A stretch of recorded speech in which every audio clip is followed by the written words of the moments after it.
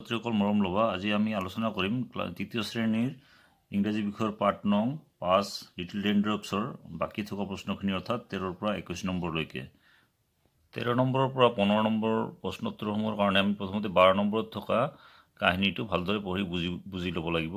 গতিকে মই তোমালোকক কাহিনীটো ভালদৰে পঢ়ি বুজাই দিছোঁ, ভালদৰে মনোযোগ দি শুনি ল'বা। কাহিনীটো হ'ল the tailor bird and the farmer, তাৰমানে পাতশিয়া চৰাই আৰু খেতিয়ক। Once a tailor bird built a nest on a small plant in a paddy field. তাৰমানে এসময়ত এজনী পাতশিয়া চৰাইয়ে ধাননি পথাৰত থকা সৰু গছ এটাত বাহ সাজিছিল। She lived in the nest with her young ones. তাই তাৰ সৰু পোৱালীকেইটাৰ লগত বাহত একেলগে আছিল। It was early autumn. এইটো শৰৎকালৰ আৰম্ভণি আছিল। The crops started ripen. শস্যবোৰ পকিবলৈ আৰম্ভ কৰিছিল। Soon it would be the time to harvest the crops. খুব কম সময়তে শস্যখিনি চপোৱা আৰম্ভ হ'ব। One day the farmer and his wife came to the paddy field. এদিনাখন খেতিয়কজন আৰু তাৰ ঘৈণীয়েকজনী ধাননি পথাৰলৈ আহিছিল। The farmer said to his wife. খেতিয়কজনে তাৰ ঘৈণীয়েকক কৈছিল, Tomorrow I will go to my neighbor's house. অহাকালি মই মোৰ ওচৰ চুবুৰীয়াৰ ঘৰলৈ যাম। My neighbor and I will come and reap the crops together. মই মোৰ ওচৰ চুবুৰীয়াৰ সৈতে একেলগে লগ হৈ শস্যখিনি কাটিম। The mother bird and the chicks heard this. মাক চৰাইজনী আৰু পোৱালীকেইটাই কথাখিনি শুনিছিল। The chicks were frightened. সৰু পোৱালীকেইটাই খুব ভয় খাইছিল। One of the chicks said, Let's go to a safe place. তাৰে এটাই কৈছিল যে ব'লা আমি ক'তবা কোনোবা নিৰাপদ ঠাইলৈ যাওঁ ব'লা। We must leave this place at once. এই ঠাইখিনি আমি অতি সোনকালে এৰিব লাগিব। The mother bird said, Don't be afraid. মাক চৰাইজনীয়ে কৈছিল, ভয় নাখাবা। There is still some time for us to go away from this place. আমি এই ঠাইৰ পৰা আঁতৰি যাবলৈ এতিয়াও কিছু সময় আছে। A few days later, the farmer and his wife came again to the field. কিছুদিন পিছত খেতিয়ক আৰু তাৰ ঘৈণীয়েকজনী আকৌ পথাৰলৈ আহিছিল। The farmer said to his wife. খেতিয়কজনে তাৰ ঘৈণীয়েকক কৈছিল, I can't wait for my neighbor to help me. মই মোৰ ওচৰ চুবুৰীয়াই মোক সহায় কৰিব বুলি অপেক্ষা কৰিব নোৱাৰোঁ। I must reap the crop myself at once.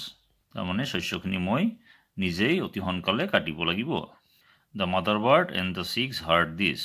মাক চৰাইজনী আৰু পোৱালীকেইটাই কথাখিনি শুনিছিল। The farmer will not wait for his neighbor's help. He is going to reap the paddy himself, the mother bird said. এইখিনি কথা শুনাৰ পিছত মাক চৰাইজনীয়ে কৈছিল যে খেতিয়কজনে তেওঁৰ ওচৰ চুবুৰীয়াৰ কাৰণে সহায়ৰ কাৰণে ৰখি আৰু নাথাকিব। গতিকে শস্যখিনি তেওঁ নিজেই কাটিবলৈ গৈ আছে। মাক চৰাইজনীয়ে তেনেকৈ কৈছিল। Now we must go to a safe place at once, she said. গতিকে এতিয়া আমি অতি সোনকালে নিৰাপদ ঠাইলৈ যাবই লাগিব, তাই কৈছিল। গতিকে তোমালোকে কাহিনীটো নিশ্চয় বুজি পাইছা। এতিয়া এই কাহিনীটোৰ ওপৰত থকা কাহিনীটোৰ পৰা প্ৰশ্নখিনিৰ উত্তৰখিনি আমি চাই লওঁ আহা। ইয়াৰে 13 নম্বৰত 13A প্ৰশ্নত কৈছে read the story find and write words beginning with F and S. কাহিনীটো পঢ়া আৰু যিকেইটা শব্দ এফ আৰু এছেৰে আৰম্ভ হৈছে সেইকেইটা শব্দ লিখি লোৱা। গতিকে তোমালোকৰ কাৰণে মই এইখিনি লিখি ওলাইছোঁ, এছ আৰু এফেৰে থকা শব্দখিনি, কাহিনীটোত থকা শব্দখিনি, এইখিনি তোমালোকে ভালদৰে চাই লিখি ল'বা, ঠিক আছে। তাৰপিছৰ প্ৰশ্নটো আছে 13B, now read out your words to the rest of the class. আৰু তুমি এতিয়া যিখিনি শব্দ লিখিলা সেইখিনি তুমি ক্লাছত পঢ়ি শুনোৱা। ইয়াৰ পিছৰ প্ৰশ্ন 14 নম্বৰ, let's see how much we have understood. মানে আমি কাহিনীটো কিমানখিনি বুজি পালোঁ চাওঁ আহা। 14 নম্বৰত 3টা প্ৰশ্ন আছে, এ বি আৰু চি। এইকেইটা মই তোমালোকৰ কাৰণে ধুনীয়াকৈ লিখি উলিয়াইছোঁ, সেইখিনি চাই চাই লিখি ল'বা। 14 নম্বৰ এত প্ৰশ্ন আছে, who build a nest in the paddy field. ইয়াৰ উত্তৰটো হ'ল a tailor bird build a nest in the paddy field.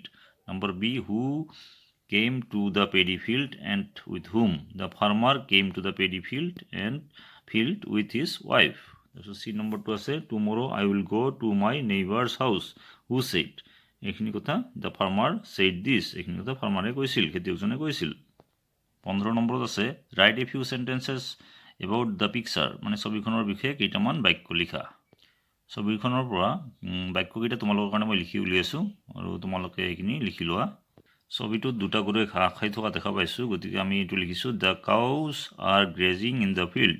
তাৰপিছত number 2 the cock is searching food on the road. তাৰপিছত 3 নম্বৰ লিখিছোঁ a parrot and a sparrow' are sitting on the branches of trees. আৰু 4 নম্বৰত there are some beautiful flowers. তাৰপিছত 5 number হ'ল there R 3 houses. অৰ্থবিলাক নিশ্চয় বুজি পাইছা, তথাপি আকৌ এবাৰ কৈ দিছোঁ। The cows are grazing in the field মানে গৰু দুটাই পথাৰত ঘাঁহ খাই আছে। The cock is searching food on the road মানে কুকুৰাটোৱে মানে ৰাস্তাত খাদ্য বিচাৰি আছে। A parrot and sparrow' are sitting on the branches of trees মানে ভাটৌ চৰাইটো আৰু ঘনচিৰিকা চৰাইটোৱে গছৰ ডালত বহি আছে। There are some beautiful flowers, ইয়াতে ছবিটোত কিছুমান ধুনীয়া ফুল আছে। দেয়াৰ আৰ 3 হাউচেছ, ছবিখনত কি আছে তিনিটা ধুনীয়া ঘৰ আছে, তিনিটা ঘৰ আছে বুলি আমি লিখিছোঁ। আৰু ইয়াৰ উপৰিও আৰু তোমালোকে লিখিব পাৰা নিজে নিজে, এইখিনি চেষ্টা কৰিবা। এতিয়া আমি পিছৰ প্ৰশ্নখিনি চাই লওঁ। পিছৰ প্ৰশ্নখিনিৰ কাৰণে প্ৰথমতে আমি এইটো পেৰাগ্ৰাফটো পঢ়ি ল'ব লাগিব। এইখিনি আমি চাই লওঁ পঢ়ি লওঁ, তোমালোকক ভালদৰে বুজাই দিছোঁ, শুনিবা মনোযোগ দি। এইটো হ'ল এ পিকনিক মানে এটা বনভোজ। Raju, Priti, Meena and Mrinal went to a Pobitora for a picnic with their parents. তাৰমানে ৰাজু, প্ৰীতি, মীনা আৰু মৃণালে সিহঁতৰ মাক দেউতাকৰ লগত পবিতৰালৈ বনভোজ খাবলৈ গৈছিল। It is a beautiful place, এইটো এটা খুব ধুনীয়া ঠাই। They had bread and butter, eggs and oranges for breakfast. সিহঁতে ৰাতিপুৱা ৰুটি আৰু মাখন, কণী আৰু কমলা টেঙা খাইছিল। ৰাজু ডাজণ্ট লাইক অৰেঞ্জেছ, ৰাজুৱে কমলা টেঙা খাই ভাল নাপায়। He gave his orange to Meena, তেওঁ তাৰ কমলাটো মীনাক দিছিল। Mrinal's mother brought packets of fruit juice মানে মৃণালৰ মাকে কেইপেকেটমান ফলৰ ৰস লগত লৈ গৈছিল। She gave them to the children, তাই এইবিলাক ল'ৰা ছোৱালীখিনিক ভগাই দিছিল। গতিকে তোমালোকে কাহিনীটো বুজি পাইছা নিশ্চয়। গতিকে এতিয়া আমি প্ৰশ্নকেইটা চাওঁ 17 নম্বৰ প্ৰশ্নত কৈছে choose the words from the brackets and fill up the blanks. মানে ব্ৰেকেটৰ পৰা শব্দখিনি বাছি উলিয়াই খালী ঠাইকেইটা পূৰ কৰা। 17 নম্বৰ 4টা ABCD আছে, এইটো পঢ়ি চাইছোঁ। Raju, Priti, Meena and Mrinal went to Pobitora. Raju, Priti, Meena আৰু মৃণালে পবিতৰালৈ গৈছিল। Dash like the place a lot. ইয়াতে হি, শ্বি, দে আৰু ইট আছে ব্ৰেকেটৰ ভিতৰত, গতিকে ইহঁতে গোটেইকেইটাৰ কথা বুজাইছে, গতিকে আমি ইয়াতে লিখিম দে। নম্বৰ বি তেনেদৰে Pobitora is a beautiful place, Pobitora এখন খুব ধুনীয়া ঠাই। Dash is a picnic spot too, ব্ৰেকেটৰ ভিতৰত আছে দে, হি, শ্বি, ইট, পবিতৰা ঠাইখনক বুজাইছে, গতিকে এইটো আমি কি লিখিম ইট। তেনেকৈ number C Meena likes oranges, মীনাই অৰেঞ্জ খাই কমলা টেঙা খাই ভাল পায়। Dash ate the orange that Raju gave her, ব্ৰেকেটৰ ভিতৰত দে, হি, শ্বি আৰু ইট আছে, গতিকে মীনাক বুজাইছে, ছোৱালী মানুহক বুজাইছে, গতিকে আমি ইয়াতে লিখিম শ্বি, তাই। তেনেদৰে D Mrinal likes fruit juice, মীনাই ফলৰ ৰস খাই ভাল পায়। Dash was happy to see the juice that his mother brought with her. ইয়াতে ব্ৰেকেটৰ ভিতৰত হি, শ্বি, দে আৰু ইট, ইয়াতে মৃণাল ল'ৰাক বুজাইছে, গতিকে ইয়াক আমি কি লিখিম হি। গতিকে he was happy to see the juice that his mother brought her, তাৰমানে তাৰ মাকে যিখিনি ফ্ৰুট জুচ লগত লৈ গৈছিল সেইখিনি চাই মৃণালে খুব সুখী হৈছিল। ইয়াৰ পিছৰ প্ৰশ্নটো 18 number. Rewrite the following passage using capital letters and full stop, মানে তলৰ পেছেজটো দফাটো মানে কেপিটেল লেটাৰ আৰু ফুল ষ্টপ লগাই আকৌ পুনৰাই লিখিবলৈ দিছে। এইখিনি তোমালোকৰ কাৰণে মই লিখি দিছোঁ, ৰঙা চিয়াহীৰে যিকেইটা লিখি দিছোঁ সেইকেইটা নামৰ আগত কেপিটেল লেটাৰ হয়, গতিকে সেইখিনি ৰাজু, প্ৰীতি, মীনা, মৃণাল প্ৰথমৰ আখৰকেইটা গোটেইকেইটা কেপিটেল লিখিছোঁ।